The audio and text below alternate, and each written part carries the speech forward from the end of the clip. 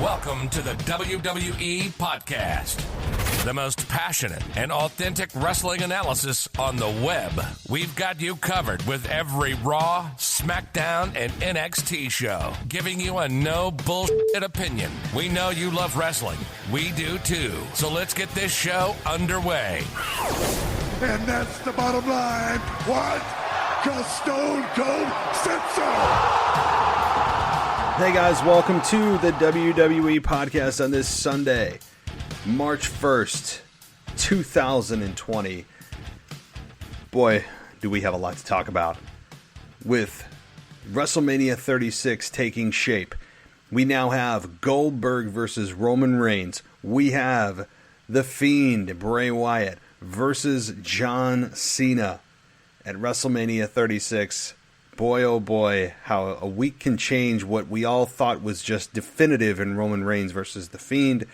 But do not fear, we have Mary Grater here today to discuss this with me and a ton more, including Sasha Banks' return, Orton and Edge, Seth Rollins and his Monday Night Messiah gimmick and tear that he's been on, Miz and Morrison winning the Smackdown Tag Team Championships, just really we run up and down the card, including talking about the Saudi Arabia event with WWE, the Super ShowDown event, Brock Lesnar and Ricochet. We covered a little bit of that. I know we already had a full review show, but we covered a lot of different topics and tried to keep it as clean as we could. And I think we did a pretty good job of that. It's a PG/PG-13 episode, so be mindful of that. But guys, thank you for joining me. Again, this is the WWE, the unofficial WWE podcast, and I want to thank you for taking the time out of your day to listen to us as we continue to grow this brand because of you guys spreading the word. So much thanks to all of our listeners, really nationwide and across the world. I know that we have international listeners as well, one of whom we will be hearing from today in our segment where I get to put you guys on the air and you get to comment, question, rant, whatever you want, and we'll get you on the air. And I have a couple of those who have sent me some audio files, and we're going to get to those questions and rants in just a moment. But if you haven't joined us, you can hit that subscribe button and you'll never miss an episode. You can also head on over to the website at www.podcast.com.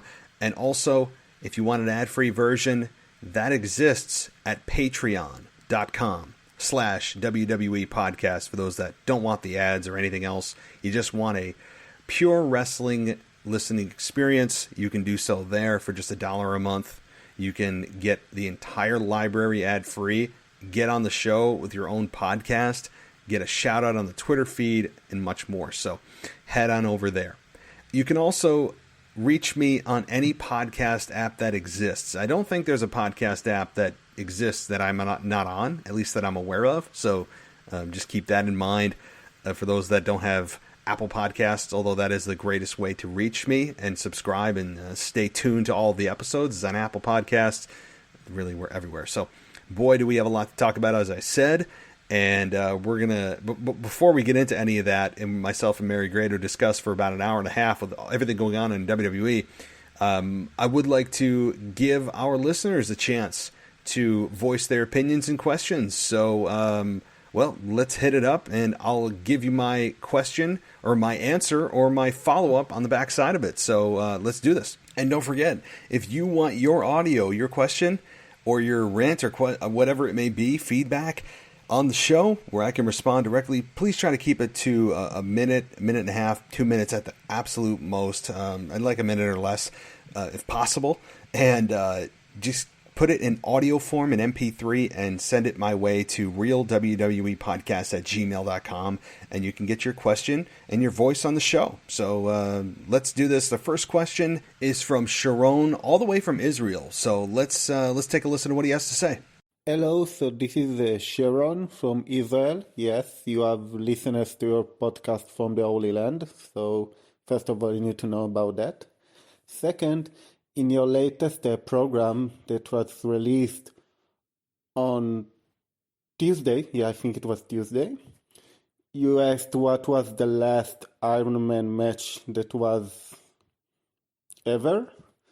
And you said it was The Rock versus Steve Austin, I think. So I just wanted to correct. It was John Cena versus Randy Orton. I don't remember in which particular year. I can guess maybe 10 years ago. It was that match that was the end of the saga between Randy Orton and John Cena. Yes. And my question to you, or a topic that I wanted that you can discuss on it, on your latest podcast, it's about the Elimination Chamber match, the Elimination Chamber pay-per-view, that nowadays, and last year it was as well, that the Elimination Chamber, it's for the number one contender and not for the championship. What it's your thoughts about that Elimination Chamber, it's for the number one contender, not for the championship, because I think it's pretty lame. I mean, Elimination Chamber, it's just a spectacular match. It's just so special. And when you have this kind of match, it should be for the championship. I just saw Elimination Chamber match a few days ago, the one when Edge were eliminated, the first one by Jeff Hardy, and it ended when it was Triple H versus The Undertaker. And it was so passionate to see these great superstars fighting each other for the championship. So I think that Elimination Chamber should be for the championship and not for the number one contender. And yes, let me hear your thoughts about that. And thank you again for your podcast. Bye. Hey, Sharon. So thanks so much for the question and for your comments. So, yeah, I do stand corrected that was an Iron Man match, a true Iron Man match that happened between John Cena and Randy Orton at Bragging Rights in 2009. That was a full-hour Iron Man match. So that did slip my mind. I'm glad you reminded me of it. And previous to that, I believe it was The Rock versus The Undertaker at Judgment Day 2000. So I do stand corrected. It has been, though, now 11 years since that happened. So maybe maybe WWE is in line for another Iron Man match if the feud dictates it. So to answer your question about the Elimination Chamber match, I agree that it shouldn't be for a number one contendership. And this is why the cyclical and scheduling of WWE pay-per-views comes back to bite them, where we have Hell in a Cell, where we have Elimination Chamber just built into the schedule, rather than having the matches dictate when those stipulations should come out. It's the stipulations dictating what matches are put in there, and I do not like that. And in this case, we're seeing it here, and I don't like just number one contenderships being on the line in the chamber. But what else are they going to put on the line in there? I mean, at this point, it's just, it feels very forced this year, and it feels as if it's just, especially with the women's side of things, Shayna Baszler is head and shoulders above everyone else to win that, and she should be. So it's not that interesting or suspenseful in who's going to win. But I don't like the chamber being overexposed every year. I don't like Hell in a Cell being overexposed. To me, they shouldn't be pay-per-view gimmicks. They should be special matches, special stipulations that are brought out when the story and rivalry warrants those stipulations to be used. So I'm with you on that, and I'm not a big fan of no championship being contended inside of the Elimination Chamber, especially such a brutal structure that we've seen over the years. How many casualties and injuries have happened in that match, and bruises and bumps and everything else. So I'm with you. All right, our second question comes to us from Curtis Buck, and he has a bit of a rant on Sheamus's music. I did not expect to see this topic, but I can absolutely see it, and I have to say I actually had to go back and YouTube Sheamus's old music because it's been so long since I've heard it. So, and I gotta say I enjoyed it. But let's get to your question, Curtis, your rant, and I'll follow up on the other side. One thing that is very annoying, but it's minor, is WWE will not let Sheamus use his old theme song. I was watching WWE's The Bump, and Sheamus said he originally wanted his old theme song back. So he's tried, but he got denied. in my opinion, his old theme song defines his entire career. It's iconic, and now WWE is not going through with it because on the bump they said that it was old and outdated and they forgot about it or something. That's what Sheamus has said. They give Cesaro a new theme song that sounds horrible, in my opinion. And they leave Sheamus with the bar's entrance music. But Sheamus has used that theme song before when he had the mohawk. So, if anything, it's staler than ever. And they could at least do a remake of his old theme if they say it's old and outdated. My point is that I just want to know what you think about Sheamus possibly coming back one day with his old theme song. It is Sunday night, and that means it's time for your week in review. And we have a co-host on today that I am going to do my damnedest to take a deep breath, because this is the co-host that you guys know, the one that was able to get me into an explicit episode. So maybe or maybe not, I can't promise anything, especially with all of the things that have happened this past week in WWE. I'd like to welcome back Mary Grater. What's going on? Hey, what's up, man? How you doing?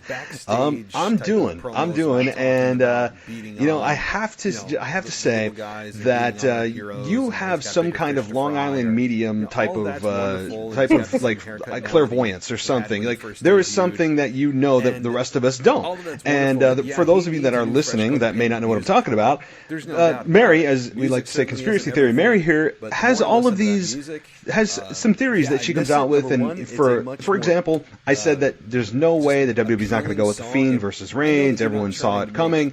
And you, for week after week after week that we talked, said, I don't think it's going to happen. I don't think it's going to happen. I don't think it's going to happen. And what do we get? So, Mary, I don't know where you're coming up with this stuff, where the rest of us are just, in your presence of not being as knowledgeable as you. But, man, you've knocked it out of the park with a couple of your theories so far. So, share with the class, please. Well, we've been talking about it for months, like even before we did the Royal Rumble show. You guys are like, Randy Reigns and Fiend. I just didn't see it. I don't know why I didn't see it. I didn't see everybody else was saying it. I was like, no. Goldberg wins the title at Super ShowDown. And I'm like, what? And I'm right. I never said who Reigns was going to face. I never had a clue.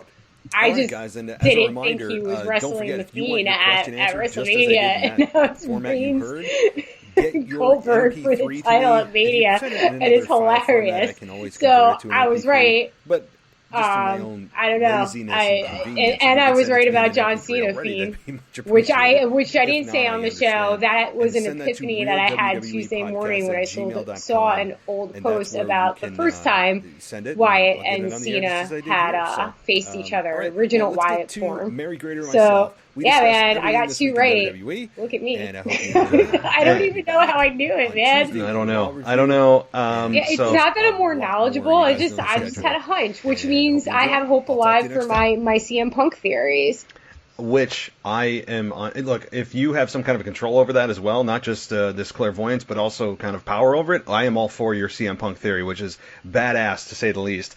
But as we have more and more legends return to WrestleMania, and it's Undertaker, we've got Goldberg, we've got John Cena, among others, I don't know if there's really Edge. I don't know if there's really room for CM Punk to fit in, given that it would kind of be drowned out a little bit by the rest of the roster already, from the Ruthless Aggression era showing up. So.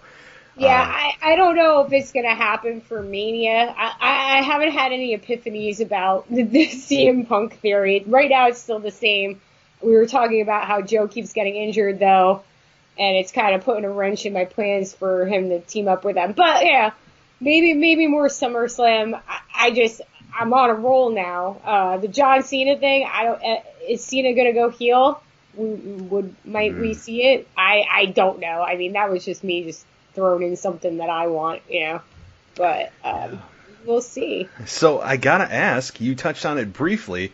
I'm very interested to hear, What do you think of Goldberg being Universal Champion, dethroning the Fiend after having I would say, a very good run? Do I think the Fiend ever actually needed the belt? No, but the fact that you had the most original character in WWE in the last 10 years hold a belt that they're adding as much value to as they can, and have a memorable run, ending up being knocked down by the 90s, I guess, WCW legend of Goldberg with 4 spears and I'm not even going to call it a jackhammer, it was just a suplex.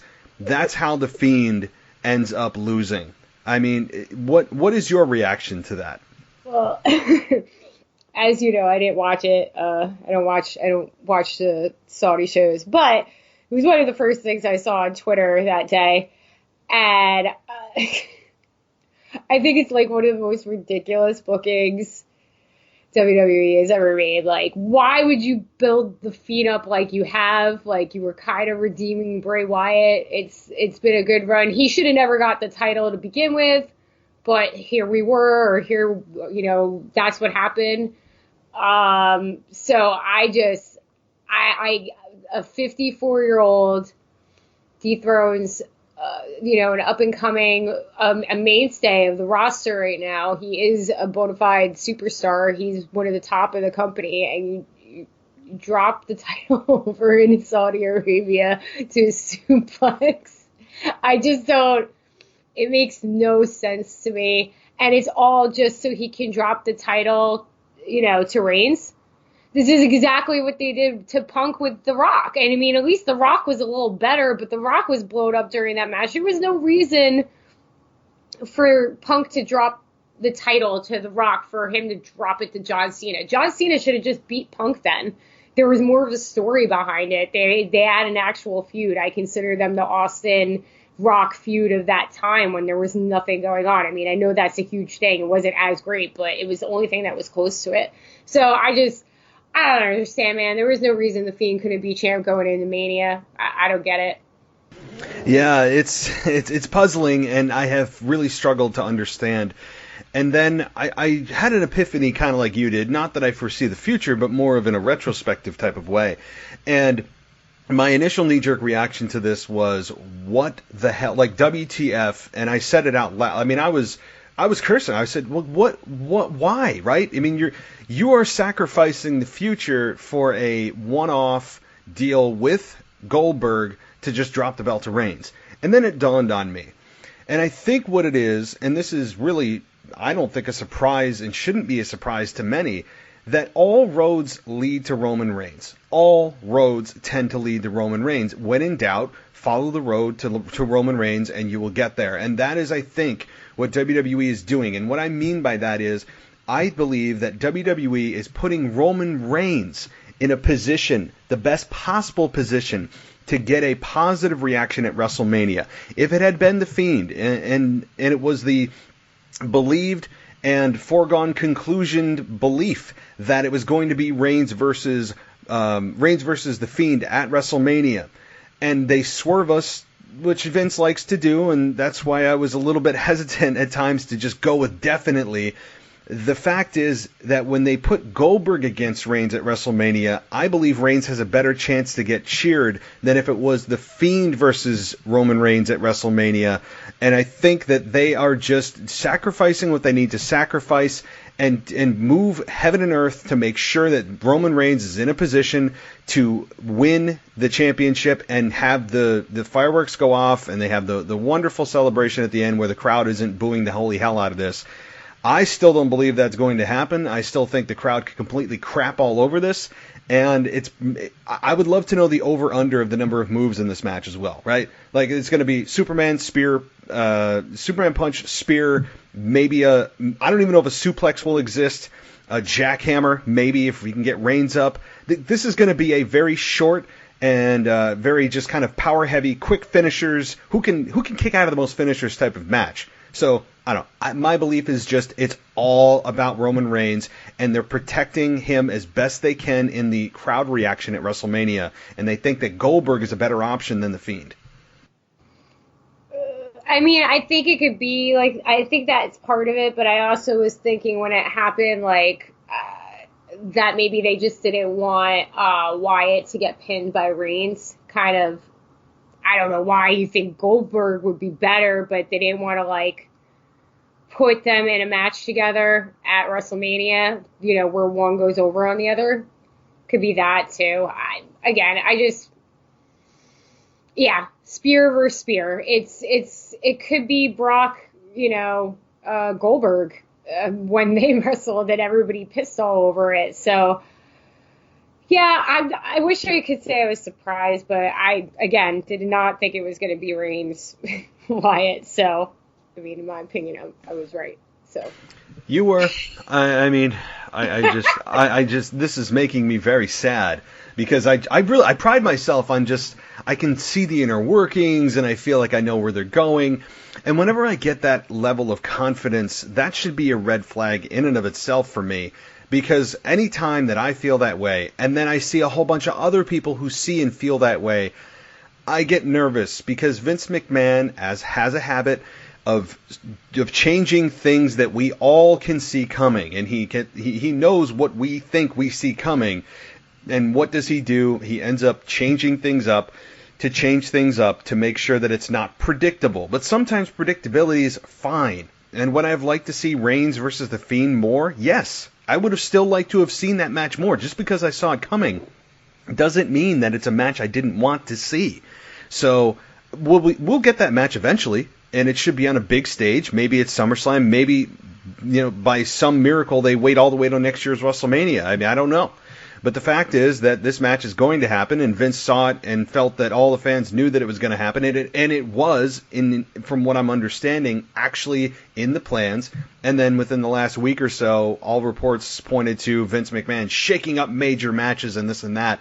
And that's when I said, oh, crap. And I had a feeling something like that would have happened. So, damn it, Mary. I mean, I'm sorry. I'm not going to gloat anymore. I just...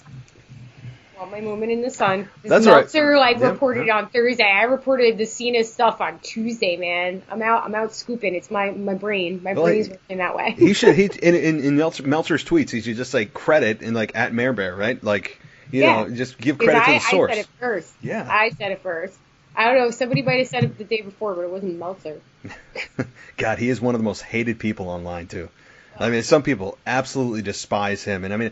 I don't know. The guy is, I've never talked to him in my life, and I have nothing bad to say against him, but sometimes, man, I mean, even stars, like Baron Corbin buried him in an interview that he did, and saying the Meltzer's a cancer and this and that, and, you know, I don't know. I don't know about that. I don't really have an opinion of him. I just think he's wrong a lot, so that's basically it. I don't hate him or anything like that. He's just not right a lot, and everybody, you know, holds him to this different standard, and it's just Yeah, I agree. Yeah. All right, well, so let's move on to another match because I think we've kind of buried this a little bit in terms of the Goldberg, and you're very big indifference on Goldberg being champion, and so moving on though, I mean, with Ricochet retaining, I don't think that was a surprise to you at Super Showdown. While you didn't watch, I know that you read the results. With Ricochet retaining, getting absolutely zero offense on Brock Lesnar. So I don't know if you read that part of it, but Ricochet got nothing. Not a clothesline, not a punch, not a kick. Zero against Brock Lesnar, who ended up just basically squashing him as if he was an enhancement talent and retaining the WWE Championship. I had my review on that and my thoughts, so I want to get your reaction to that. I know you didn't see it. But what did you think? Yeah, Brock Lesnar retained. I'm not surprised, but they did the same thing to Kofi. He got not before Kofi won the title. He had wrestled him, I think, at a Saudi show, and he got squashed. So I'm not surprised. I don't know why they had it. I guess they just wanted to see Brock Lesnar kill somebody. I mean, it is entertaining. But it doesn't do anything. Ricochet is going to be fine. Nobody expected him to get, and I didn't expect him to get anything really in either. Maybe a kick. Yeah, I guess the reason I felt a little bit down on this is we all knew Brock was going to win. That was beyond a guarantee. That was a spoiler, as Heyman would say. It truly was. But the fact that they didn't allow him to get anything in, like nothing, that's the problem I have. And the reason I have it is, well, you could say, well, they did that with Kofi on the first Smackdown on Fox this past September, October, whenever they debuted. And yeah, that's true. And you know, but the thing is, Kofi is older, a lot older than Ricochet. Ricochet has a future, and they've continued to build Ricochet over the past 6 months of becoming United States champion, going toe-to-toe with AJ Styles, and then they just have him immediately hit a brick wall with Brock Lesnar, not get any offense in whatsoever. Yeah, he'll be able to bounce back, but I think this sets him back a significant amount of time in the eyes of fans who now say, oh, he's clearly nowhere near, he's not even in the same league as Brock Lesnar. And I understand that from a legitimate credential standpoint, but I don't know. I took issue with the fact that there was no offense. If you're trying to build this star, at least tell the story that maybe he gets a couple quick hits in, stuns Brock Lesnar, who ends up just killing him anyway. So, I don't know. Maybe I'm nitpicking, but I just think that's why I don't take these shows seriously, because I don't consider it storylines. So, again, like Ricochet not getting any offense and doing a squash match against Brock, I'm not surprised. Like, they're just going to expect people to forget it. Like they do everything. So, yeah, Goldberg won the title. Why do I care if Ricochet didn't get a punch in? Nothing. Come on. Yeah. You know, so he'll be fine. I think he'll be fine. Yeah, I think he will be too. It's just, I think it's going to take a little time. The Undertaker comes back, and the Undertaker replaces Rey Mysterio in the Twake. I'm never going to get the name of this. The trophy match. I saw basically that. The meaningless mountain trophy match, where Undertaker comes back, squashes AJ Styles in a single choke slam, which was very surprising. To me, that signals that this match is not going to happen at WrestleMania because of the way that Taker beat him very definitively and quickly and decisively with a single move. You beat AJ Styles. So I guess my question to you is, do you see this actually happening at WrestleMania? Could they even build this back up? I think that's the match you're going. I mean, again, who else would Undertaker... Why would Undertaker attack? Was it just like a scheduled match and he replaced Mysterio, or it was like a competition, right? It was like an elimination. It was a Format? gauntlet. Yeah. It was a gauntlet.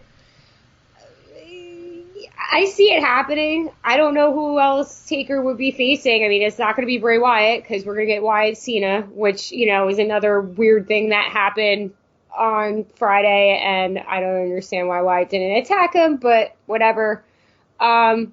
I think they could do it. I think people would want to see that. They want to see that more than Sting. I'm sorry. Come fist fight me on Twitter about it. I don't think people want to see Sting and Undertaker at this point. I think it's just better to let it dream. And no, I think they could do AJ. I think they could build it back up with AJ and the character that he's in right now, like where he like brags and then he throws tantrums and stuff like that. That whole thing he had going on with Randy Orton for a little bit. He'll come out and he'll complain about it. Wait till Monday. Yeah, they certainly could. The way that it happened, if it wasn't WrestleMania season, you would have just said, oh my God, well, this isn't going anywhere, it's over. But yeah, I don't think there's a better opponent to help carry the entire match than AJ Styles. I don't think there's somebody better in terms of being able to hide the weaknesses of The Undertaker than AJ Styles, and being able to just oversell his punches and kicks and really be able to almost wrestle himself in this match. And AJ Styles would be the guy to do it. So if they end up building this back up and Taker comes out on Monday night and cuts a promo and AJ attacks him or something like that, there's certainly a lot they could do. I guess the way that it happened, though, it was one choke slam beat AJ Styles. I mean, how many times have we seen... The choke slam hasn't been used as an actual finish in years for The Undertaker. It's always been a tombstone. So it was almost like he beat him with his signature move, not his finishing move. But I don't know. It was a little bit, it was a little weird. And then, I know you didn't see it, but when Undertaker, who won the damn tournament and won the trophy, stared at the trophy and then just walked up the ramp. I mean, it was hilarious. It was almost as if he just completely brushed off this prop that's supposed to have all this meaning and value of, it's a symbol of strength and perseverance or whatever stuff that they try to sell you and what this mountain trophy means. And Taker just completely brushed it off and walked up the ramp. It was great. So I love that part of it. Probably because it's beneath him. He just got paid a lot of money to do this. And I think it's the way that they were like last minute, or they were just like, hey, this is how we're going to bring him back. So Undertaker doesn't need some crappy trophy. No. He's Clint Eastwood, I always call him that. But the only other person I think that it could go up against Undertaker now is Aleister Black, which is what I've been saying for weeks. But I don't know how they're going to build that story up. Maybe he comes out on Monday, like you said, and he cuts a promo, and Black interrupts him, telling him he wants to fight. See that happening. If AJ and Taker happen, I think AJ is going to go out and throw a tantrum, and he's going to get the gong. That's basically what's going to happen with him. But who knows? That's the only other person I see for Undertaker this year, because clearly if they trotted him out at Saudi Arabia, he's going to be back for Mania. And that was the other point I wanted to say. It's like, you're still looking at this as like, a regular pay-per-view, so I don't consider it like a real thing, because weird things happen, and those guys just want to see the old dudes win. That, like, don't you you remember how there's an flow of like older wrestlers at these pay-per-views? They just want the other person to win. So that's, the older person. So I'm not surprised that he beat him in one thing. And Brock Lesnar Ricochet didn't get a punch in. Mm-hmm. These shows exist in their own little worlds, and people talk about it as a glorified house show, and I see the parallel there, except it's like a house show that's held in a WrestleMania-sized stadium with a $1 million pyrotechnics budget. I mean, seriously, they had fireworks for every single entrance. It was insane and overdone. They just say, hey, how much is it going to take to get so-and-so here? And the prince sits there with his checkbook and goes, okay, how many zeros do you need to get Goldberg here? How many zeros do you need so I can have Undertaker here? I mean, it's when it comes to money, that's ultimately what is why these shows are happening, and why you're seeing legends is because we have a prince that is sitting in his his high throne saying how much money is it going to take to get guys here, and WWE goes, well, let me sit and figure that out, and money talks, as Ted DiBiase says, everybody's got a price.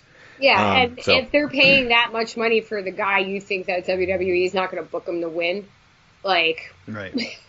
Of course they're going to get booked to win. The other people are just there because they have to go. Or, I mean, not everybody does the tour. Cena doesn't, Daniel Bryan does it, but it is what it is. I don't have much to say about it just because, but Undertaker is going to be there, and I think it'll be Styles or Aleister Black. Yeah, I'm with you. It just has to be somebody super athletic, and both guys fit the bill. Undertaker needs to work with a guy that can work with himself, and those guys absolutely could do it and would have an infinitely better match with Undertaker than somebody that's a power guy like Goldberg or whoever it may be, or Brock Lesnar or whatever. So, all right, well, moving on to something a little more current and something I think you'll have a more positive opinion about, and that is Edge and Randy Orton, that we're continuing to build towards at WrestleMania. I think that's a pretty safe bet, unless you're having another one of your premonitions, is that Edge and Orton are moving towards a WrestleMania match. And this coming Monday, we have Beth Phoenix, who's advertised to come out and give a medical update on Edge. I think I might have told everybody what my theory is, because I had another co-host give me the idea. What do you think this could be from Beth Phoenix on Monday night, and where are they going? I mean, two things are going to happen. She's going to be talking, and Orton's going to come out, and Edge is going to attack him from behind. Or he's going to attack Beth Phoenix, and I think Beth Phoenix can take it, because she's always been her run in the Rumble this year, guys, that was the dark horse of that whole entire match, other than Belair. But I think those are the two things that are happening. Obviously, they're having a match at WrestleMania. They're doing a good build to it. I was a little confused by the Matt Hardy stuff, but it made sense. It's the same, group of people that were all, around at the same time and traveled.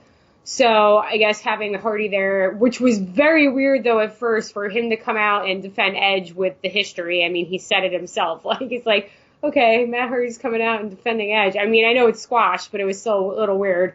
But it's the same era, dude, and that carried on. And then we got Kevin Owens, and, Kevin Owens is great, and he wants to fight everybody. So it's working. I like the build to the match. I want to see what happens on Monday. I think Phoenix is going to get involved physically probably, too. But I don't know if we're going to see Edge or not. Yeah, I don't think we're going to see Edge yet, and I'm okay with that. I don't need to see Edge, maybe even until WrestleMania itself, or as soon as this week, but I would still let it burn. And no pun intended to Usher. I don't know why I'm thinking of that song. I think that what's going to happen is, you alluded to it, that Beth Phoenix is going to come out. She's going to say that he's recovering. We were worried at first, but he's recovering nicely. He might be, he might be coming back in a few weeks, whatever. And then we're going to see Orton come out and slowly walk to the ring. She'll stand there. He'll talk about how sorry she is for what he did to her husband. And then she'll eventually eat an RKO. And she'll lay there. And Orton will kind of just slither out of the ring as the announcers lose their minds. I don't think we see Edge, though. I still think Edge is going to wait until the following week, or again, maybe all the way to Mania. Maybe he's not medically able to compete until Mania. But I think she eats an RKO, really just putting insanely, massive amounts of heel heat on Orton, who already has probably the biggest amount of heel heat in the entire company, who's doing the best work of his career, in my estimation. Or at least in the last 10 years of his career that he's just been kind of hiding on SmackDown.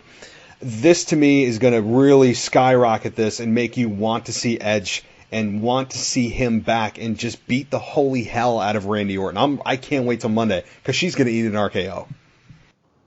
Yeah, she's definitely getting attacked. It might be a little more vicious than that. We know that Orton has that streak in him, going back to what he did to Stephanie when he was in that huge feud with Triple H. So and Beth will be okay with that. She'll sign off on something like that. So don't be surprised if it's more uncomfortable viewing. But yeah, Randy Orton right now, man, he got some heel heat. He can't come out. He's hurting everybody. He hurt Matt Hardy. Matt Hardy should have came out in a full body cast at some point. But yeah, Beth's definitely getting attacked. She might even entice him too. She doesn't keep her mouth shut. She can take care of herself. We are going to see Edge when, I don't know, but I think we're going to see insane Edge, like going back to early 2000s, like street fighting hardcore, like beating the ever living crap out of Randy Orton. It's going to be a drag out fight. It can't be a straight up match at Mania. They gotta make this. I don't know what you would do. This one is street worthy. Fight? Yeah, you could do a street fight, which I think is the most likely.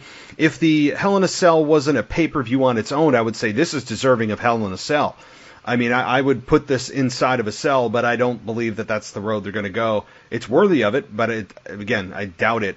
Yeah, certainly a street fight, minimum a street fight. So, yeah. Balls count anywhere. One of those. Yeah, definitely. I'm sure, but with Mania, I feel like they might up it a little. There's got to be something we're missing with the stipulation or the gimmick part of the match.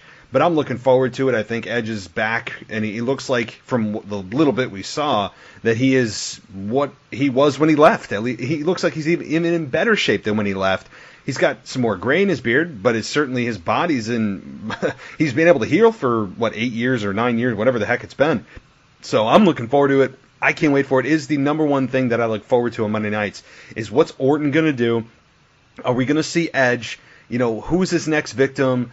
And just being able to love to hate Randy Orton. It is the number one thing right now for me in WWE, SmackDown or Raw. Yeah, it's probably the hottest storyline they got going. They have a lot going on right now. A lot of things have happened since the last time I was on the show.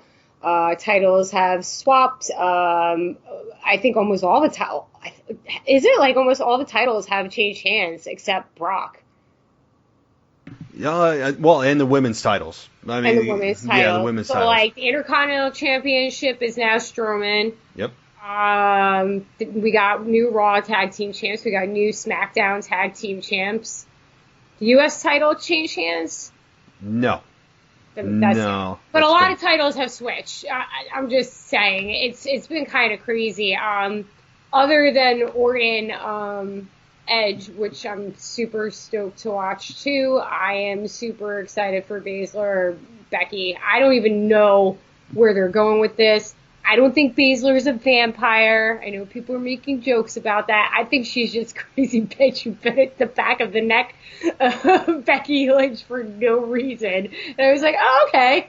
It was weird, but it was cool. It was different. So, and she cut a promo on her, and she cursed at her, and it did not get beeped out. And this is an intense thing that's going on right now. I think we're going to see a different side of Becky. Baszler is going to take it out of her. Yes, this is feeling different from the beginning. Like you said, people are making jokes about it. It's the lazy joke to make, and it's like, okay, well, you know, I mean, I know you're a big Buffy fan. I mean, you can make a ton of jokes about it. It's just that it's not something that to me was a negative, considering how many people were able to, you know, people were talking about it, saying, oh, well, she could have just come out and stood there, and they would have gone face to face. I mean, how many times has that happened, right? When's the last time somebody bit somebody else on the back of the neck and drew blood, right? Never. I don't think I've ever seen that. So I'm fine with the way they did it. Becky Lynch obviously was pissed, to say the least. She comes out, cuts a promo that night and said, you know, you better find me before I find you.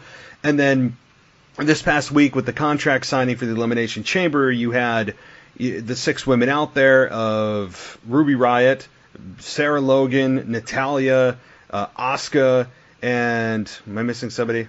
Maybe not. I think there is one more. Naomi? Yeah.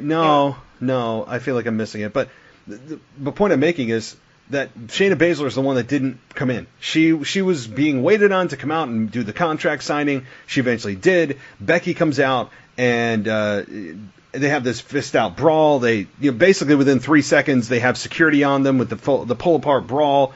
And you know, I made this point. I think it was the last week's show that it's funny how the women have they throw a couple of punches at each other and the security's out there, you know, like white on rice. But the week prior, you have Randy Orton basically ending the life of Matt Hardy for 20 minutes, and not one security guard was able to just make their way down. No security guard, no referees, no medical staff. Nobody blinked an eye when Randy Orton was ending the life of Matt Hardy. And yet you have these, you know, it's just so funny. Whenever security is part of the storyline, they end up they're very selective, right? It's just funny. So I noticed that this past week. Yeah, that is, you're absolutely 100% right. Randy Orton is like committing murder in the middle of the ring, and nobody comes out. Nobody comes out to save Matt Hardy either. Like, it was just like, yeah, he'll be okay. But yeah, going back to the women's match, some people are saying that Elimination Chamber is kind of dumb because you know Shayna Baszler is going to win. Also, why is Sarah Logan in that match? I'm just throwing that out there. I could see Ruby Riott being in there because, you know, she was the leader of the group and she kind of just came back. So, you know, they're giving her some, what's the word I'm looking for? I don't know. I forgot.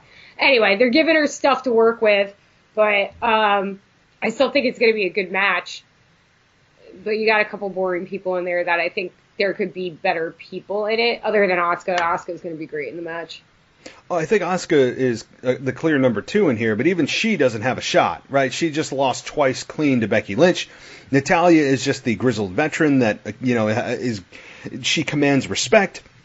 And then you have Sarah Logan and Liv Morgan and Ruby Riott there, who I don't even know the last time that Ruby Riott and or Sarah Logan have even won a match. Right? Liv Morgan's been beating up on Lana, but like that's really not a great thing to put on your resume. So at least she has some wins in her pocket. But you look at Sarah Logan and Ruby Riott, seriously, when is the last time they even won a match? And all of a sudden they're getting rewarded with this opportunity to be able to get into the Elimination Chamber and compete for the Women's Championship. So some of this stuff, sometimes you shake your head and go, what? How is this even a thing? And then you could say, well, how is Shayna Baszler even in this? How is she getting rewarded for the actions she took against Becky Lynch? It's the old adage that just continues to be the WWE culture, and I've just kind of come to terms with it, is that you attack a champion and you get your title shot. That's how you get your title shot. Anybody listening, All you have to do is attack the champion backstage, in the ring, after the match, before the match, at their house. It doesn't matter. You just attack the champion and you get your match. But I don't know. I guess I'm nitpicking at the story, but we all know the outcome. It's Shayna Baszler. It has to be. There's no other option. I think that Shayna Baszler is getting the shot. They're kind of doing what they did with Charlotte. Like, Charlotte came out the gate and got all the shots. That Shayna Baszler is special. She's put the roster on notice every single time she has appeared on the show, even at the Rumble. I mean, I thought she was going to win. I would have put money down on it if I was a gambler. So that doesn't bother me. It more bothers me that, like you said, like Ruby Riott hasn't wrestled, I think, since she's been back. And if she has, it hasn't been on a main roster show. Sarah Logan is just one of the worst characters that I've seen get called up in a long time. Like, I still want to know why the three of them got called up so quickly. Like, Ruby Riott, okay, but Liv Morgan and Sarah Logan was always a head scratcher for me. It was always a head scratcher. I did not get it. So for them to be in this match, it's weird when you could have, I think Raw's roster is smaller than SmackDown for the women, but I think there's other people that could be in that match that it would be better. Or it just shows they don't really have anybody. No, I think that's just it. They just kind of threw, all right, well, Lana's kind of involved with Bobby Lashley, and like... I don't want her in an Elimination Chamber match. Yeah. Oh, God, no. No, God, please. They just took all available women and you get a shot. That's what they did. They go, anybody that's not really in a storyline, whether you've won a match or you never have, guess what? Kairi Sane should be in that match. Seriously, that's the other thing I was going to say. That's a good point, right? Where the hell is Kairi Sane? You're telling me Sarah Logan ends up winning a spot somehow, but Kairi Sane inexplicably is not getting an opportunity. That is inexcusable. Yeah, it just doesn't make sense. I mean, I guess because her and Asuka are still the tag team champs and they're friends, and while the Riot Squad has broken up, I guess that makes more sense. But I don't know. I really, really, really don't know what the booking logic is with. I'm mostly Sarah Logan. She's the one who bothers me the most. Yeah, by far. Yeah. Liv Morgan and Ruby Riott can be in there and it wouldn't really bother me. But her, it's just like, what did she come out and challenge Charlotte a couple weeks ago, right? And Charlotte like beat her ass like really bad. Very definitively. Sarah Logan has been a punching bag since day one. Right, so living in the woods your entire life seriously obviously did not benefit you when you came into professional wrestling, because I don't even know if she's honestly won a match. I'd have to look that up. I don't know. She's the worst gear too. Yeah, I don't think I'm really hating on so her right bad. now. She doesn't fit on the roster at all. Like, at least Liv Morgan, even in her first incarnation, she kind of fit in. She was weird, but like she revamped her look and she looks more like, you know, they're blondes that they push out, which. It's fine. She just doesn't fit. And I still think Liv Morgan's a better wrestler than her. I don't know. Like, it just doesn't, a lot of this doesn't make sense to me. I don't think she knows what she is, right? I think that's the problem, is they just kind of went, well, nobody's really this outdoorsy, woodsy kind of woman. Let's make you that. I mean, but there's nothing for me to care about with Sarah Logan. She barely talks. Her gimmick is just head scratching. There's nothing vibrant about her. There's nothing magnetic about her, at least in this version of Sarah Logan. That doesn't mean that down the line she can't find something in her to present to management and say, hey, this sucks. What about this, right? And maybe she is, maybe she's not. But this current iteration of her is just awful. I mean, it's bad. It's bad. It's just why she didn't fit in. Like, that whole Riot Squad thing was at best. They needed different music. I mean, Ruby Riott's a star. She's awesome. I really, really enjoy her character and stuff like that. But it's just like they didn't think this out. They just stuck these two girls with her. Liv fit a little better, but Sarah Logan never fit in that group. Like, she just didn't. She wasn't like a punk rock girl. She was like what you said, like some hippie in the woods. Like, it just didn't make, I don't know, WWE sometimes, man. But she'll probably reinvent herself. I hope so down the line, and maybe it'll take off. But she being in that match is just a head scratcher, and she seems really out of place on the whole roster as a whole. But that's just my personal opinion. Sorry, man. I didn't mean to, Sarah Logan. I didn't mean to beat you up that bad. No. I don't get her. But tell me, any logical person that is a wrestling fan, tell me how or why we're supposed to care about Sarah Logan. Give me a significant win she's had in her entire career. Tell me what you know about her. The answer is nothing, never, and I don't know. I mean, we don't know a thing about her. She never wins, and her gimmick just ain't cutting it. So, I mean, she's got to do something to reinvent herself in a big way. I don't know what that is. She's a fine wrestler mechanically. I have nothing to complain about her in the ring. She's serviceable.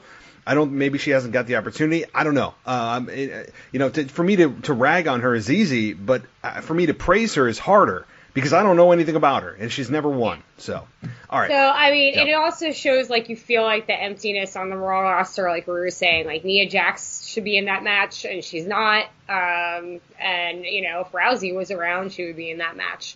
So they need to find new talent, up on the Raw roster because SmackDown, it has a fuller roster, I guess you could say, with the women.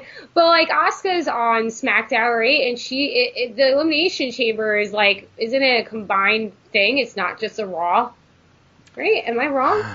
Oh, now you got me thinking. So I got to look at the rosters, but I mean, Asuka was SmackDown. Well, she's been facing Becky Lynch for the Raw Women's Championship, of which she lost twice. And I think what happens is because you have Asuka as one half of the women's tag team champions, they can float. Yeah. So maybe she just kind of floated to Raw and then stayed there, right? Yeah, I think that's what happened. Yeah. But okay. Anyway, moving on. Real quick. Yeah. Because we're talking the women, I gotta ask you, Bella Twins. Oh God. Hall of Fame to 2020. Please, before I go on my little spiel, let me know how you feel about this. This is okay. I love how they try to frame the Bellas as the trailblazers for the women's revolution. # Give Divas a Chance. The fact of the matter is that the # Give Divas a Chance was in spite of the Bellas because they were part of the problem. The fans weren't looking at the Bellas going, see, we need more of this. This is what we want the women to be presented as. No. You have Nikki Bella coming out during her entrance every time doing a stripper pole dance without the pole. They're wearing skimpy outfits, push-up bras. They're not the women's revolution pioneers, as if they stood at the edge of the ship and they're holding the flag of the women's revolution. That's just not true. It's a lie. The women's revolution was done in spite of the Bellas. Now, with all of that being said, did they have some decent matches and some memorable moments? Yeah, they had their time in the sun. And I think the reason that they're being selected for this, because the WWE Hall of Fame is extremely selective, it's really dependent on when WWE says, oh, you're in our good graces, you don't have any bad media right now, and you're pretty darn memorable, let's stick you in. There's no certain criteria, it's just kind of pick and choose by management. So I think they're put in, number one, they're twins that are hot. I mean, I know this. They are good-looking, very good-looking twins we've ever seen in WWE. That I don't believe there's ever been twins in WWE on the women's side. And they were decent wrestlers. And they were slight improvement over the bra and panties matches terribleness that was the Divas Championship era. And that went by the wayside. I just don't believe that. Would I put them in the Hall of Fame? Probably not, based on in-ring credentials and memorable matches. To me, that's what it is, and what you've done and meant for that division, men or women. So, no, I wouldn't put them in, but I wouldn't say they're a disaster, but I don't think they're deserving of the Hall of Fame. You? All right, decent wrestlers. I'll give you that to Nikki. Brie Bella should have never, ever entered a wrestling ring, ever. I don't care if she hears that. She's a pretty face. They're gorgeous. They're valets. Nikki Bella improved immensely, and she got hurt, and I feel bad for that. But Brie Bella, man, she came back and she was worse than she was before. She was hurting people. Listen, significant moments, I can't remember. Somebody on Twitter tweeted at me, said the only significant moment they had was when AJ Lee dropped the pipe bomb on them. I mean, that's the most memorable thing I can remember about the Bella twins. Decent matches? No.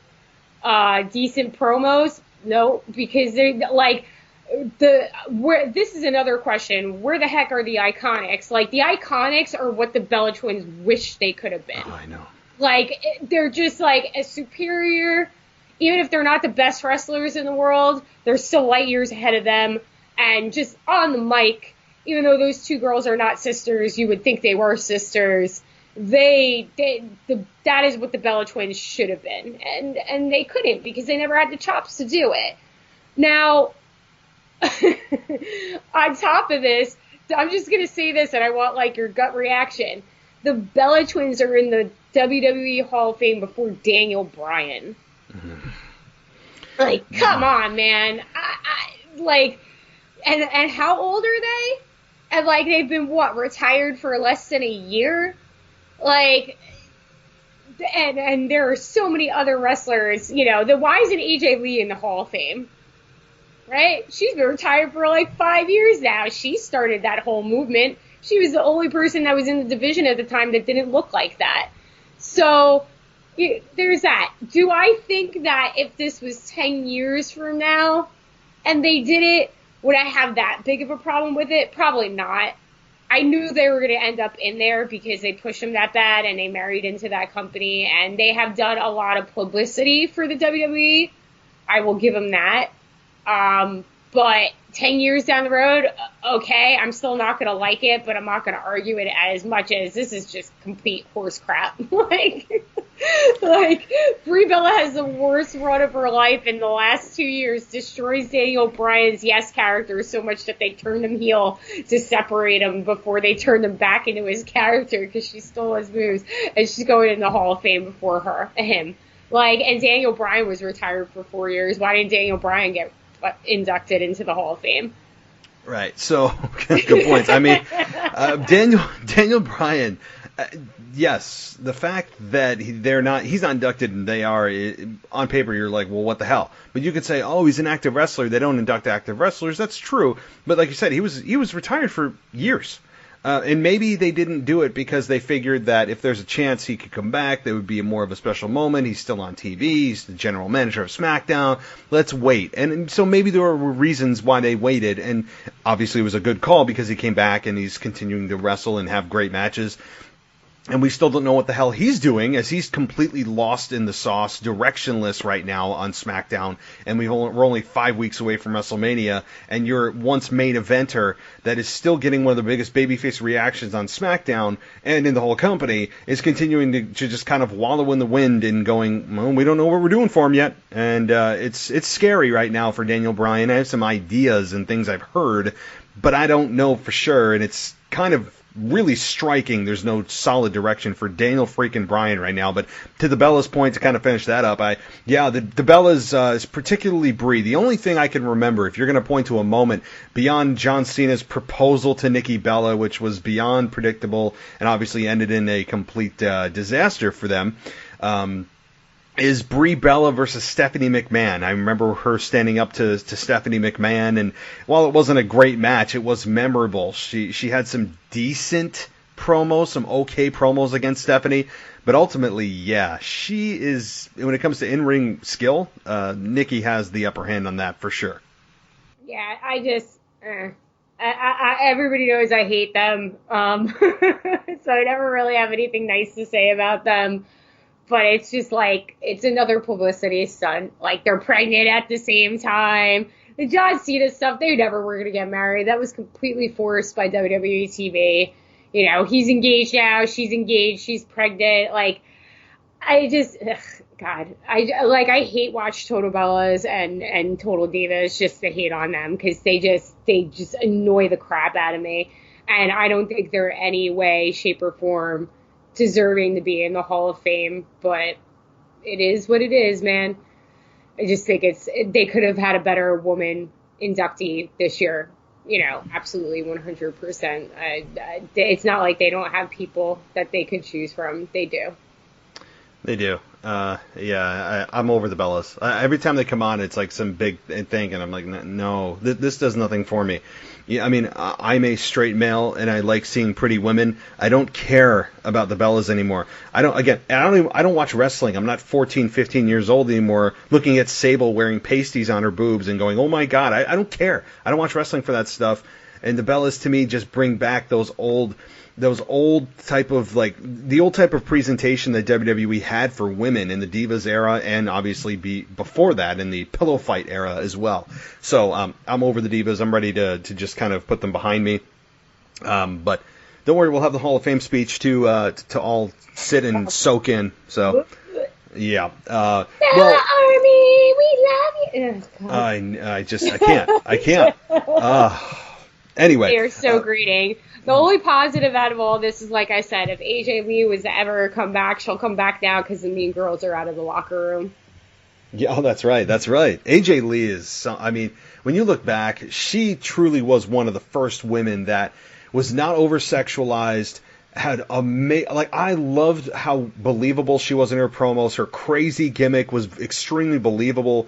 I didn't read her book, Crazy is My Superpower, but I really want to because I've heard good things about it. Good, it's really, really good. I need to. Just everything about her. Yes, she was extremely good looking, but that was something that was kind of a side effect. I mean, her personality, the gravity she had on air. She was good in the ring. Her gimmick, that didn't feel like a gimmick of being crazy, and the whole thing she did with Daniel Bryan and Kane, and like, I loved it. If AJ Lee ever came back to the ring, I'd be almost as excited as to CM Punk came back. I mean, it would be amazing. So I mean, I think that it's owed to her too. I think there were multiple factors why she had to retire. I mean, she retired at 26, 27. She's a baby, and she loves wrestling, but she was married to, enemy number one. And like I said, she wasn't really liked backstage by, the head girls in the locker room, the Bella twins.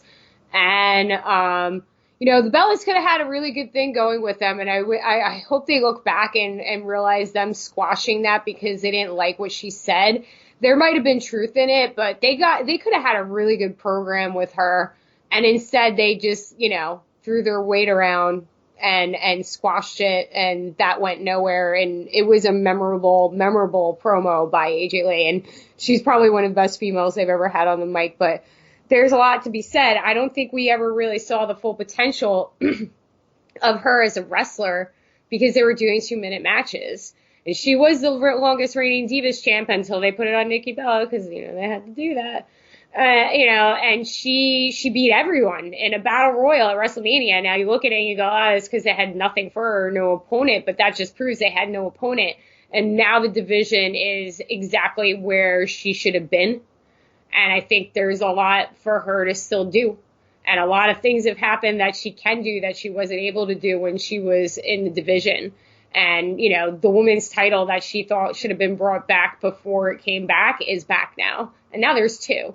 So I really hope that I want Punk back. I really hope in some capacity maybe she can come back for a little bit and have equal people with her in the ring, like Selena Vega and her going out on the mic, and Alexa Bliss and Sasha Banks when they let Sasha go, and Bianca Belair when she comes up. It could be really, really good stuff. So oh my God, AJ Lee and Zelina Vega, that would be awesome. A lot of parallels there between the two. They've got the same type of quality of making you pay attention. They're very well spoken. That would be awesome.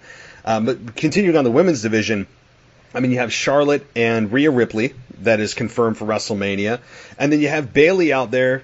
While she doesn't have a defined opponent, it looks like we're probably going to get some type of multi-woman match at WrestleMania unless they go with a returning Sasha Banks against Bayley. What do you think about the possibilities of where the SmackDown Women's Championship could be? And really, what do you think about Charlotte and Rhea Ripley? I think Charlotte and Rhea Ripley is going to be awesome. Two massive girls in the ring, and they're strong, and Charlotte doesn't hold back sometimes, and I love Rhea Ripley. I think she's amazing, and that match it could be a show stealer at Mania. As far as Bayley goes, I don't really know where they're going. It looks like they were going with Naomi, which I think is fair. I think Naomi should be back in the title picture, and I think she should win it just for a little bit. I don't know how long she's going to hold it, but it makes sense. I don't know. Do I see Sasha turning on her right now? No. I mean, she came out in defiance and totally screwed everybody up for Bayley. So I don't know, but I think eventually we're going to get there. I eventually think it's going to be Sasha versus Bayley. I hope they don't turn Sasha face. I hope they just have her beat the crap out of Bayley. And I don't know if that turns Bayley face, but both of their characters, I really like Bayley, what she's doing right now. She seems to have figured out what her character is. She's still kind of bland, but it's working. Yeah, it is. And I agree with you on Charlotte and Rhea Ripley. And that is a match that is straight up. It doesn't seem, there's no flash to this. There's no bells and whistles to this, which I'm totally fine with, because you have obviously Becky Lynch and Shayna Baszler with all of the craziness going on there. That one is it's taking a much different road than Charlotte and Rhea Ripley, which is a very just straight up, I'm the queen here. I made this division, versus Rhea Ripley, who's the established NXT Women's Champion. And I think that's going to be a match most people, I think, are looking towards to challenge Shayna Baszler and Becky Lynch for the best women's match of the night. I really think that you could make a case for both. And man, this, from the women's perspective, when you look at both the NXT and Raw Women's Championship, that has the potential to really knock the roof off the building. Well, there is no roof in a stadium, but you get my metaphor. This has to be one of the strongest women's lineups, and we don't know the Smackdown one yet. It could be Naomi versus Bayley. It could be maybe, I don't want it, but another turn from Sasha back to babyface and versus Becky or versus Bayley. Or you could have some kind of multi-woman 4-way, 6-way, I don't know, 8-way match, elimination match for the Smackdown Women's Championship. But the women's division is really, I think, the best it possibly could be right now, and that's saying a lot considering that Nia Jax isn't even there, unless she makes a return in the next few weeks or at Mania. And then Ronda Rousey, basically your centerpiece of the women's division from last year, is not a whisper, gone. And we're still talking about how we have two really, really good matches for the women's division at WrestleMania. Yeah, well, Rousey, there was a hole, I think, felt, but even though we've been talking for weeks about how Becky needs to drop the title, Becky's been the face of the division, man. She's been carrying it since her Stone Cold moment she had when her nose got busted open. I mean, she has been the face of that division, more so than Charlotte. Everybody recognizes her. She's on everything. She's been doing a lot of media. Do I think it's time for her reign to end? Yeah, and I don't know if Shayna is going to win it at WrestleMania. If she does, that's going to be kind of crazy. But it would set a good tone for the year to come, to have Baszler in that position, and maybe then you see a Rousey return. Maybe coming out conspiracy theory. Oh boy, here you go. Well, so I'm not going to discredit you, so. What is that? I'm not going to discredit anything you say anymore, so go ahead. I've learned my lesson twice. Yeah, I don't know what's going to go on with the Bayley match.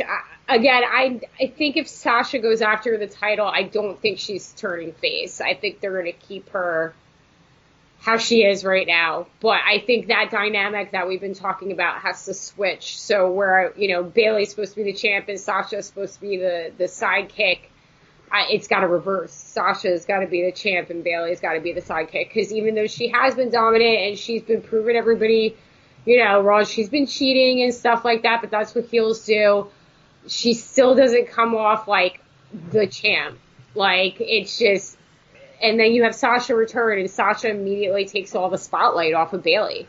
She's been doing good without her though the last couple weeks. I mean, it's not like she's been floundering, but as soon as Sasha walked out, nobody cared about Bayley. They cared about Sasha. So the title needs to go to her eventually, but I don't see them turning on each other. I feel like Sasha either turns on her and they split up, but Bayley still stays heel, or somehow it becomes a friendly competition thing.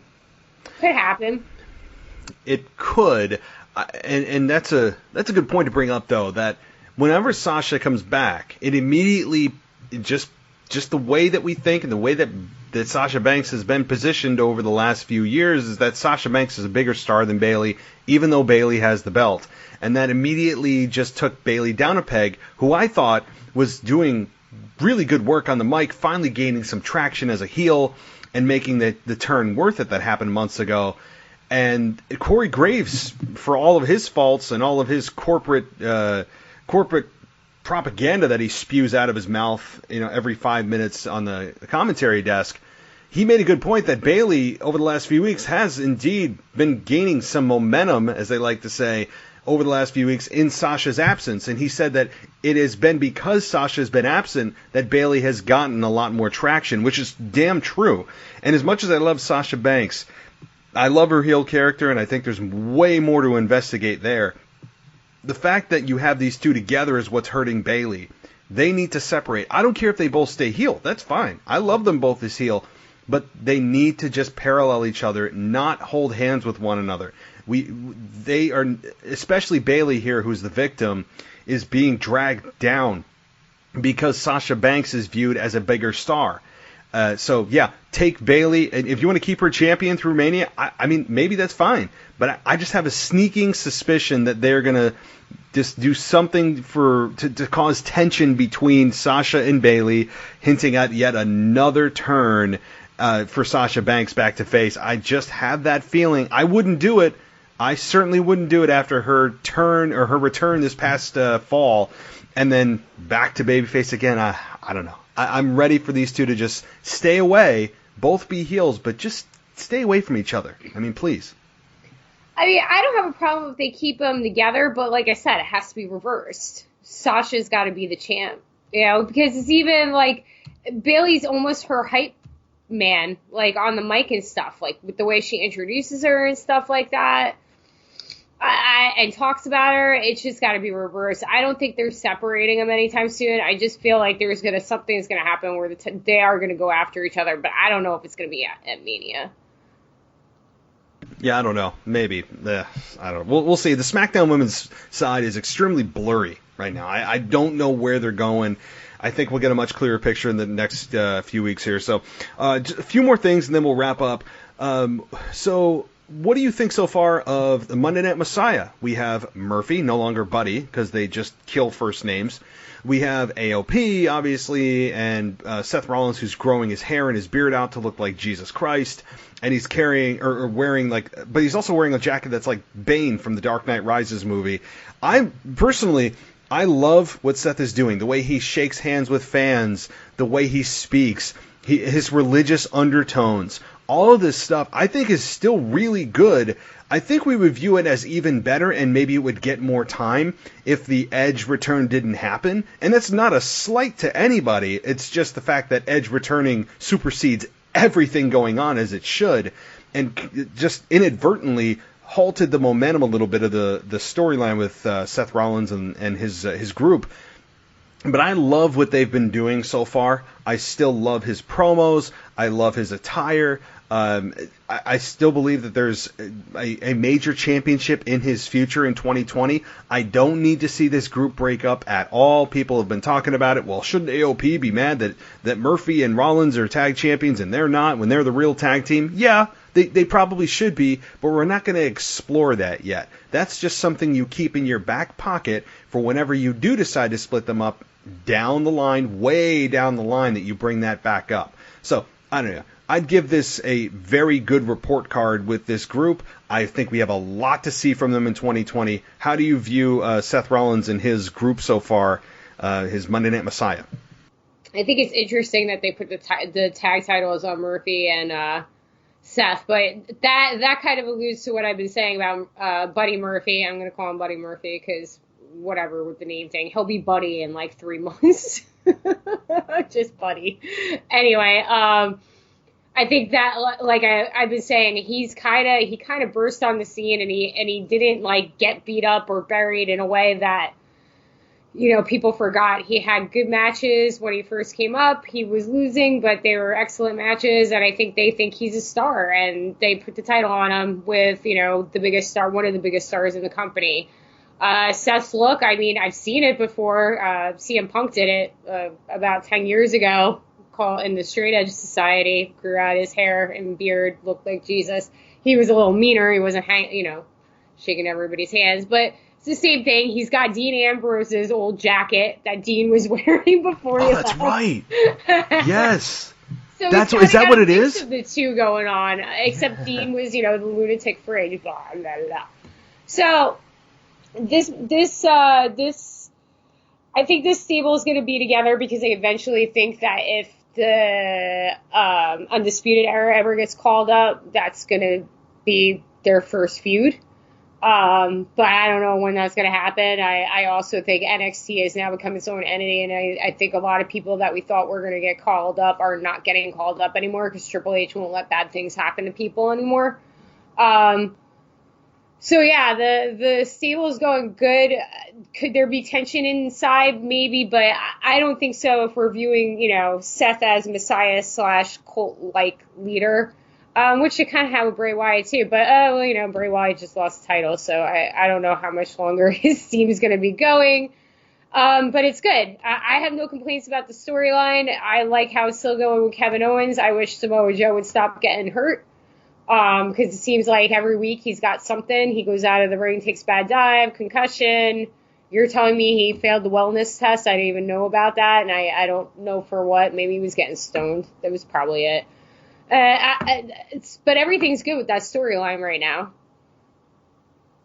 Yeah, it's funny. Everybody thinks and draws the conclusion, it's got to be steroids. Everybody thinks steroids are the reason why people get knocked for the wellness policy. They don't understand that there's a long list of drugs that if are found in your system that you will be suspended. It could be an overdose or an overuse of pain pills. I mean, it could be marijuana. All these harmless things that, not harmless in massive doses, but, I mean, the fact is that it's not always steroids. People just point to that and think that stereotype every single time it's steroids or performance-enhancing drugs. So who the hell knows? We'll never know unless it's revealed by probably Joe himself of what the actual fail was for. So, and just quickly on the Bray Wyatt thing, the only reason I'm bringing this back up is because Bray Wyatt had tweeted out, I don't know if it was the 29th, so yesterday. He said on his Twitter feed, "To my mockingbird, not a loss, but instead a sacrifice. He wasn't a chapter in my tale. I began with a mission, and now I'm where I was supposed to be. You'll see." So, giving hope to those, basically saying that, hey, everybody, this wasn't a loss. This was a necessary evil. I'm going to show you why this is okay and why in the story it makes sense. Essentially, that's what he's saying in his very, very cryptic type of speak that he uses, which I love. So, I don't know, just an interesting note there. That's interesting. I didn't see that tweet. He speaks in tongues. But maybe he is right where he's supposed to be, facing John Cena and getting his redemption match against him at WrestleMania. And we'll see what he does. Maybe his whole plan this whole time was to turn John. Didn't he try to turn John before? Yes, I think he did. They had it going up to that. He kept trying to get him to go to the dark side. Was that with the lamp? Is that when he came out of the stupid lamp? Oh, that was in the cage when there was like a kid there singing or something. Yeah, wasn't that John Cena though? That was John Cena. So they have a history. He's kind of going down the list of people that he's had issues with, if you haven't noticed. I mean, I know there's been legends thrown in here and there, but he's going down his list, and I think he's going to get his win back at WrestleMania against John Cena. What's it going to affect John Cena, though? I think that's the bigger question right now, seeing what his track record is. So, he lost to Goldberg, so clearly he didn't change Goldberg. Goldberg's still Goldberg. As stupid as this conversation that we're having right now, that Goldberg is the Universal Champion. So that happened. But everybody else he's changed. And I think that his goal was always to change John Cena because nobody's been able to do it. So let's see if that's where he's leading to, because again, this isn't the first time that they have crossed paths. I don't think that John Cena knows what to do with this version of Wyatt, though. The other Wyatt, he kind of thought he was a chump. John Cena doesn't know what to do with this Wyatt. No, he has no idea, and they're going to draw on that past pure program from, 5 years ago, whatever it may be. I hope they do. They absolutely should. They'd be foolish not to. And that's probably why in Wyatt's tweet he said he wasn't a chapter in my tale, referring to Goldberg not being part of his list of victims that he was going after. And which is why he didn't attack him after the match. He didn't see the pay-per-view, but after Wyatt lost, he stood up after his terrible jackhammer and acted like he was going to attack Goldberg from behind, and he didn't. He just disappeared. So I think that that's probably what he's alluding to, that he's not part of my plan or my attack. But having John Cena be part of that's probably what he'll say. This is why I am who I am, is because of you, John. There's a lot to draw from there. I'm looking forward to the promos. They should be extremely entertaining, particularly the Firefly Funhouse the next few weeks. I'm really interested to see and hear what he has to say about John Cena and why he decided to challenge Cena. It was interesting, though. One last note on that is that John Cena comes out and talks about how here, this is all about the future. I'm here to announce that I'm not going to be at WrestleMania and not be a part of it. And then immediately following that 15-minute promo, goes up to the ramp, and all the Fiend has to do is point to the WrestleMania sign, and that was enough to go, everything I just said doesn't matter. I'm going to be a part of WrestleMania because you pointed to the sign. It's just interesting that he took all this time to talk about how it's about the future and not about him anymore, and then just staring at the Fiend, pointing at the sign, he was like, yeah, let's do this, right? So it's just kind of interesting that it was just that easy to go back on his word. Well, John Cena also did a retirement speech, and then he was, back 2 weeks later, like when he was going through his divorce. So that didn't bother me. Wyatt didn't point to the sign until after John turned around and looked at him. What bothers me most about this whole thing is, why didn't Wyatt attack John Cena? He's attacked everybody else, and Cena's untouchable. I know he has a song that's called that and blah, blah, blah, John Cena lore, but John's been away for a while. I get that, but John can take a beating. He can take an attack. It's not like he's not in shape or anything like that. It's John Cena. He's a freaking cyborg.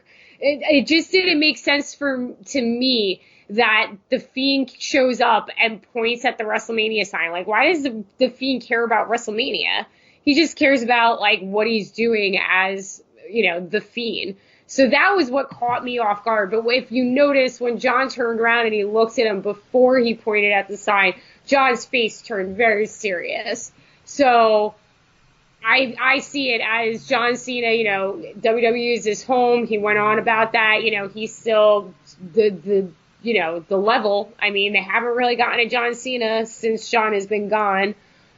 He's at that mythical level now in the company, and is still as an active part-time wrestler, and it's his home, and he's the commander of the locker room, and this guy has been a threat, and he's been taking out people. So John Cena is the hero, and he's like, no, wait, I got to deal with you. So maybe that's it. It could be as simple as that. Right. I just want to see what happens to John after, because I also think they took the title. They could have done it for the title, but then it would have been John breaking the record, and breaking Flair's record. And he's part-time. He's not going to be around long after WrestleMania. He's becoming a movie star. So I think that's also why they did it. So they could do Wyatt and Cena, and there was no title on the line. Because if the title was on the line, John was going to win. If it's not, it doesn't matter if John wins or not. Which most people, I think, I don't know if most people are on the side of wanting to see John Cena beat Ric Flair's record, and I think maybe they were worried that would have played into, well, number one, John Cena's not the future. Number two, it would be a very quick one-off, as John Cena is obviously into more movie schedules than he is WWE World. So what would he just drop the belt in a month? Just to have him win 17 at WrestleMania. And possibly turning the crowd against him to not see that happen. So it was a smart move taking the belt off of the Fiend if you're going to have a John Cena Fiend match. It makes total sense. This is just about personal issues, and that's what it should be with a legend returning, and to just do kind of a one-off. And having the Fiend do that makes sense. And having him not attack John Cena, I agree, is a little weird. And to just do the kind of corporate way of challenging people to WrestleMania to point to the sign or whatever was a little bit off of the character for the Fiend.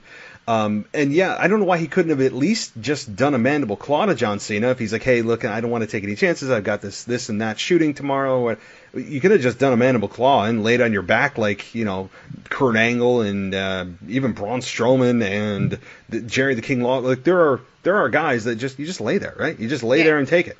So it's a super easy move to take. So yeah, it did make sense, but I mean, I don't know. I'm still looking forward to this a lot more than I'm looking forward to Roman Reigns and Goldberg. I will tell you that. Like this one actually has me intrigued from, as you said, not just the match itself, which I think will be much, much better than Goldberg Reigns, but from a character change standpoint. Do they dare try to turn John Cena heel? Do they even go that road? CHG. the most talked about heel turn ever. Hogan did it. Cena hasn't gone back. I mean, if you've been watching the Ruthless Aggression, I have to reorder WWE Network, but I watched the first 2 episodes and they did the whole thing around John. And, he was talking about when he said he needed to stop rapping because of the kids and stuff like that. And they could use that as an angle right now, too, because, Fiend has the Fly House, and you always hear the kids laughing, and it's supposed to be like a child show, like, Blue's Clues, all those kind of shows. So maybe that's the bartering chip right now. Who's in charge of the children? Like, John Cena is the hero of all the children. So if he loses to Wyatt, it might finally make him switch. And he's been switching a lot of people. And it won't really matter because John's gone. And he can pull the whole I'm Hollywood like The Rock did when The Rock came back and he was a heel and he was filming stuff. It works. I think it should happen. I want John to have fun in the end of his career, even though I think he'll be happy being John Cena. I mean, he seems like one of the nicest people on earth. So I don't know. I'm just interested again, that's my main. It's going to be a good match. They'll have a great match. John always can have a good match when he turns it on. But the aftermath, what's going to happen after, and if this is going to change John because he lost to this guy, it's going to be interesting to see. Will they probably do it? No. But I can hope and dream and make conspiracy theories. I've been waiting for a Cena heel turn forever. So just like I'm waiting for a Roman Reigns one. I mean, this is, if you're going to do it, and I wouldn't say this is your conspiracy is too far off, because you have the biggest stage possible to do it at WrestleMania. You have a guy that is not going to get any younger to do it at WrestleMania. I mean, obviously he's getting older. If you're going to do it, every year that goes by is a year that you should have probably done it. And you have it against a guy that is has transformed, four guys into their heel turns. That's what he does. Yeah. So that is what his mission is. So you have a character that is one of the best WWE's had in a decade. You have a platform to do it. You have the motivation of the heel to do it. It just all makes sense for it to finally happen, and it has to be a Fiend win. I mean, I don't see a world in which John Cena wins this. I just don't. 2 huge losses in a row for the Fiend, not just losing your belt, but then losing to another part-timer at WrestleMania would really, really, really hurt the Fiend. So this is, to me, a foregone conclusion. I hate saying that because then I eat my words. But to have a very strongly predictable outcome of the Fiend winning is fine with me, because as you said, it's the aftermath that I'm really interested in. It's not necessarily the match, it's how does John Cena take this loss to the Fiend? Does it indeed change him? And I'm very interested to see not just that, but the narrative that we build up to WrestleMania towards. What does Bray Wyatt talk about over the next 4 weeks? Does he talk about trying to change John Cena? Or does he just talk about a bunch of mumbo jumbo and rambling rabbit and all this stuff? The narrative is going to drive, I think, what ultimately happens at the end of this match. Yeah, and he's got a lot to, feast on and to poke and prod at him because he isn't around anymore. So it's kind of like he's abandoned the WWE universe and Bray hasn't, he wants everybody to let him in. So it's kind of like when Punk went up against him in 2011 and called him, he's everything that he hates. He's the New York Yankees now, and he socked him. That was one of the best lines Punk ever threw out, by the way. There's a lot for Wyatt to pick apart at John and to attack him psychologically, and I think this is going to be a huge psychological thing. Hopefully we'll get serious John Cena, because any other John Cena other than rapping John Cena, which we're not going to get for this, it doesn't work if he's making corny jokes or kind of like brushing us off his shoulders and stuff like that. It has to be dead serious John, like, I'm going to win. But his cage needs to be rattled, man, and I think they have a good opportunity to prey on that because he hasn't been around and he has been wrestling part-time. And I think the last time where he was doing the last stretch before he left for, I guess, this permanent gone that he's been for a while, he was losing matches, right? Remember, he was getting defeated, he was sitting in the middle of the ring, and he was just shaking his head like he didn't have it anymore. And then he lost to The Undertaker last year real quick. So it's kind of going in that direction. And I know he was doing that so he could leave, but it's prime for the picking for somebody like Bray Wyatt to go after him. And it'll be a redeeming moment for Bray Wyatt from the first time around and from the bad 2 losses that you just said, that he had after Goldberg. I hope that his tweet is not misleading and that we all look back and go, yeah, that sucked against Goldberg in the moment. It was stupid in the moment. But ultimately, where you are now, if at WrestleMania we go back and go, okay, I'm on board for this. It was worth not having the belt. Let's go. I hope we're all saying that at the end of this match.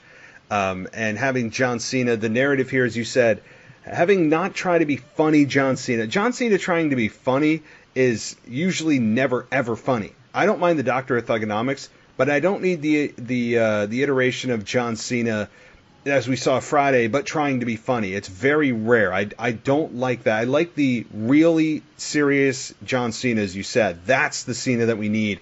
Because if he tries to be funny and doesn't take this lightly, it's going to really, really, I think, hurt the Fiend's character and hurt the fear that he's trying to instill in his opponents and the perception of fear. So, yeah, John Cena has to take this seriously. I don't need him making jokes or being funny. So, yeah, I'm on board for that. So, one last thing I want to ask you about, and then obviously bring up anything that you want to, is The Miz and Morrison winning the SmackDown Tag Team belts from the New Day. I like this. I think it's the right move. It's interesting that John Morrison is exactly where he is now as to when he left WWE. So WWE just kind of slotted him back in the same place, which you could say, hey, Morrison's been gone for 7 years, and you're just going to stick him back in the same damn place. But he kind of found a comfy home with The Miz. I like them as heels, particularly The Miz as a heel. I don't think New Day need the belts. Usos don't need the belts. Heavy Machinery, probably not ready for the belts yet, although we're getting, I think, closer. If Otis can get his mind off Mandy Rose. And then The Miz and Morrison, I think they could have a lengthy run with those belts, and I think it's the right place for them to have it. Yeah. I mean, the New Day has had the title so many times now, you always think that they are the tag team champs. So it's a new tag team to have the titles, but at the same time, it's not. They had a run the last time Morrison was there, and we were talking about it the last time. They don't really have a place for Morrison as a singles competitor. They need to still change their music and his opening, but they're not going to. They're going to stick with it.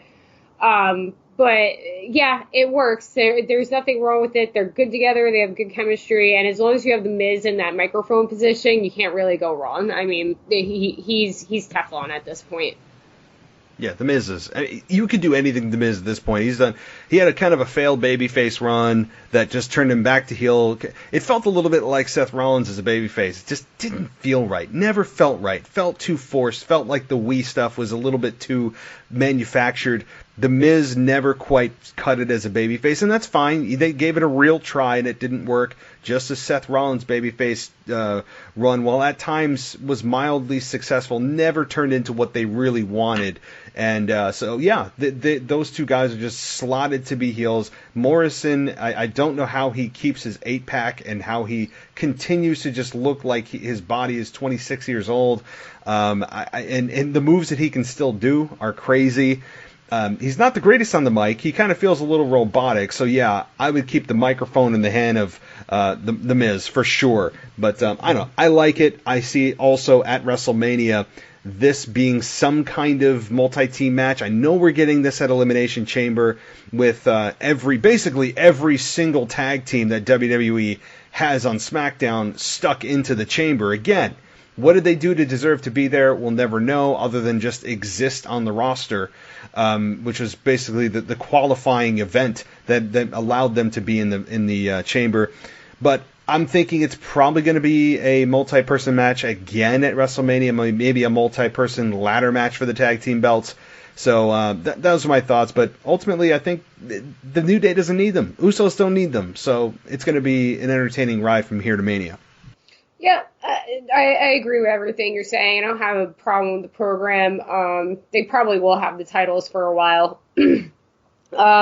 I do want to see the Usos get the titles back, and I think that we see that sooner than later if Roman wins, which he probably will, at WrestleMania, and then they all still stick in their stable together, and they all have titles. I could see that happening for a little bit. But yeah, it's a good move for right now. All right, Mary. Well, is there anything else that we didn't talk about, or maybe you wanted to expand upon? I know that we didn't touch everything, but go ahead. I was thinking we were talking about the Fiend real quick too. With the tweet that he sent out, maybe he lost on purpose. I mean, when Goldberg showed up last week, what was it, on Raw? He speared him. Like the Fiend didn't attack him. That's the other weird thing. He hasn't attacked people. He didn't attack Goldberg. Goldberg just speared him in the middle of the ring, and then he came out with Cena, and he didn't attack Cena, and he just pointed at the sign. Maybe that quick win where he just won with a suplex. Did Wyatt get any offense in? Yeah, he did. It wasn't a whole lot. Wasn't a whole lot at all, but he did. But maybe he lied down on purpose. Sacrifice. Means to an end. You could play that, yeah. I mean, he's a weird dude. I wouldn't be surprised. Maybe if there's a character that, yeah, right. So if there's a character on the roster that you're going to have try to explain why they purposely tried to lose, that would be the one that you could try to spin it. Yeah, you could. I'm for that rather than having it be Goldberg going in and the Fiend gave it everything he had and you were able to beat me. No, I'd rather have the Fiend have some kind of twisted way of presenting to me that he lost because he has bigger fish to fry, even if in the sacrifice of losing the belt, he was able to get to John Cena. I mean, if you are able to sit down and figure it out, I'm sure there is a very smart way to present it.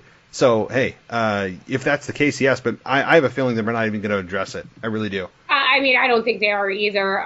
But it's also, if that was the case, why didn't he show up in the Bray Wyatt persona, the one that doesn't fight back? So, yeah. I don't know. Again, I still can't believe that he lost the title at Super ShowDown. It's just, it's baffling to me. But hopefully, I mean, it's leading to a John Cena Fiend match, and I'm really curious to see how that goes if he wins. I just hope that, like, no offense to John, I hope John doesn't win. I hope it's not predictable John Cena wins, LOL. It shouldn't be. If he's talking about the future and stuff like that, he should be, repaying Wyatt for all, Wyatt's been on a redemption tour, and that's why this whole Goldberg thing was really, really baffling. And the only way I could explain it is what I just said. Maybe he threw the match on purpose. It would be something new. It would be something fresh. And if anybody could explain it, it would be Bray Wyatt. Yeah, I like that. I like that better than believing Goldberg was able to beat the Fiend, and that the Fiend was just run over by the 54-year-old man that he's a two-trick pony. I mean, I could do a whole thing on Goldberg, and he's a very decent guy from what I understand as a person. good dad, all that wonderful thing, all those lovey-dovey stuff. But when it comes to in-ring, I mean, the problem is you're in a completely different era, right? Goldberg is living in an era where it's not just about the two-trick ponies anymore, and it's about being able to put on a hell of a match and have characters with depth. And the guy can't cut a promo, and he can't really wrestle beyond a couple of football moves and a glorified suplex. I mean, he's got the look, he's got the body type, he's got the charisma, and that's what's carried him to where he is today. So he was the right guy in the right place at the right time. But if this was 20 years ago, boy, I mean, it's just amazing that this is actually happening. Yep. I mean, I don't have much more to say about it, but like I said, hopefully there's a silver lining to all this, and maybe Bray Wyatt is going after Reigns, and he wants Reigns to have the title and take it off of him at SummerSlam. Who knows? But all I know is, again, I was right. It wasn't going to be Wyatt Reigns. If there's a grand plan that Bray Wyatt has that is being built around him losing on purpose and facing John Cena and beating him, eventually if there's this long story arc that's really smartly written, I'm on board for it. I don't see it right now, and I wouldn't put it past WWE to have it, but WWE is not very good at long story arcs. I mean, they're just not. So while I'm on board for it, and you're getting me excited again for it, I don't have the faith in them to think that way. I think they think that WWE thinks fans are extremely short-term memory loss prone, and that they just want the next thing and forget what happened last night, and they just go based on that, and they just keep moving forward and not worry about the loopholes sitting behind them. And I think that's a very piss-poor way to book, but that's just the way that they've booked over the last, forever. That's just what they've done forever. So, yeah. All right. Well, Murray, it has been, as always, a very fun conversation, and I will continue to monitor your damn tweets that just seem to be spot on. And if you have anything else that you want to share with the class about what you think could happen or things that you see coming, please feel free to let us know, because I feel like I'm in the dark sometimes. I've been trying to tag you. But sometimes you don't watch stuff, so I have to make sure that it's just or you watch it late, and I do that too. So I just the other day, that was the first thing that popped in my head in the morning. I woke up and I was like, oh crap. It just came to me. Again, maybe I'm a soothsayer. I don't know. I've been watching a lot of Sabrina lately. Maybe I got the touch or the shinin or the something. I don't know, the cunning. We'll see. But Mary's Conspiracy Theory Corner is a hot segment on the WWE podcast. It really is. Yes, it is. I mean, maybe I've come up with a jingle for it or something. I'm serious. Gotta come up with a jingle or some music. I do. I really have to. And the whole Sabrina thing. The what is it? The Chilling Tales of Sabrina, or the yes. Yeah. It's not Sabrina the Teenage Witch with Melissa Joan Hart. Yeah, my wife and I watched the first two seasons. We got in a few episodes into season 3. It is super dark. Yeah, it's super dark. I love it. It's pretty good. She's kind of annoying, but I think that's the point. So I like it. Yeah. So again, if you're expecting it to be Melissa Joan Hart and her aunts just doing silliness with Salem, no. It's about literally Satan and demons and real shit. So yeah. So all right, Mary. Well, thank you again for joining me, and we'll be in touch. Continue with your conspiracy theories. You're now making me a believer. So before you go, let everyone know where they can follow you. You can follow me on Twitter at Mare_Bear, BARE, and you can follow me on Instagram, which I'm not as active as I am on Twitter, at Poppins311. Awesome. Well, thank you, Mary. We will be talking in 3 weeks, as Elimination Chamber will have now passed, and my God, we'll be, a couple weeks away from WrestleMania? So it's going to be crazy. We'll be a couple weeks from WrestleMania and a week before my birthday. I'm getting old, guys. My birthday's in a month, so. No, I hear you. I just turned 35. Oh, so God, I feel you. Jeez. I've got one last year in those 30s coming up. So make it good. Oh, you're in your 30s. Yeah, live it up. You're still in your 30s. That's what I said about my 20s. And yeah, you just keep going. So awesome. Well, Mary, thanks so much for joining us. We will talk to you very soon. Thanks for having me. Talk to you soon. Yep. Good night. Night. Thanks for listening to the WWE Podcast. Don't forget to subscribe on your favorite podcast app. so you don't miss a show, or head to WWEpodcast.com. And for all of these shows ad-free, head over to patreon.com/WWE Podcast. Until then, we'll see you next time.